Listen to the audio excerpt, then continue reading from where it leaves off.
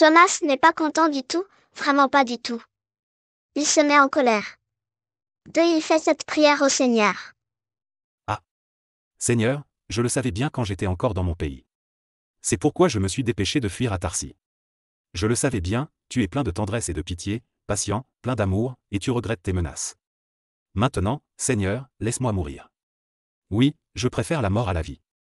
Le Seigneur répond à Jonas. Est-ce que tu as raison de te mettre en colère? Jonas sort de la ville et il s'arrête à l'est de Ninive. Là, il se construit un abri et s'assoit dessous, à l'ombre. Il veut voir ce qui va se passer dans la ville. Alors le Seigneur Dieu fait pousser une plante au-dessus de Jonas.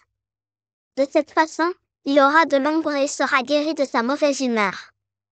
Jonas est rempli de joie à cause de la plante. Mais le jour suivant, un peu avant le lever du soleil, Dieu envoie un ver. Le ver pique la plante, et la plante sèche.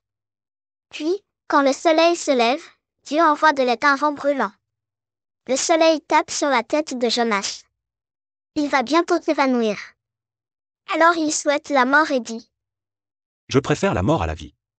Dieu demande à Jonas. Est-ce que tu as raison de te mettre en colère à cause de cette plante? Jonas répond.